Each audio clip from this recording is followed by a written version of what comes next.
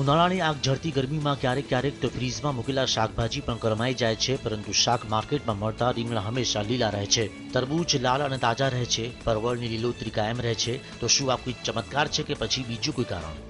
તો આ પાછળનું કારણ છે એક કૌભાંડ શાકભાજીને તંદુરસ્ત રાખવાનું. જી હા, શાકભાજીને હરહંમેશ તંદુરસ્ત રાખવા માટે તેને મારવામાં આવે છે ઇન્જેક્શન. જરા જુઓ આ વ્યક્તિ શું કરી રહ્યો છે. તે દૂધીને ઓક્સિટોસિનનું ઇન્જેક્શન મારી રહ્યો છે, જેથી દૂધીનું કદ સામાન્ય કરતાં મોટું થઈ જાય. हम एज अ ग्राहक फ्रेशली लुकिंग वेजिटेबल्स फ्रूट्स देख के काफ़ी खुश होते हैं और सोचते हैं कि ये हमारे हेल्थ के लिए बहुत ही बेनिफिशियल है. हम वो ख़रीदते हैं. लेकिन आजकल काफ़ी ग्रोअर्स हैं, फार्मर्स हैं और even retailers, they are under lot of commercial pressure to yield बढ़ाने के लिए है. इसलिए वो लोग काफ़ी यूज़ करते हैं केमिकल्स के. શાકભાજીમાં ઇન્જેક્શન લગાવવાથી તે લીલા અને તાજા જ રહે છે, પરંતુ આ ઇન્જેક્શન છે ખતરનાક.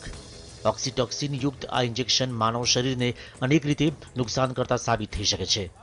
અમદાવાદના આસપાસના ગામડાઓ સહિત અનેક નાના મોટા શહેરમાં શાકભાજીને એક યા બીજી રીતે હંમેશ તાજા રાખવા તેમાં ઝેરી પદાર્થ ભેળવવામાં આવે છે. એક અંદાજ પ્રમાણે બજારમાં પહોંચી વળવા માટે 70% શાકભાજીઓમાં આવા તત્વો ઉમેરવામાં આવે છે.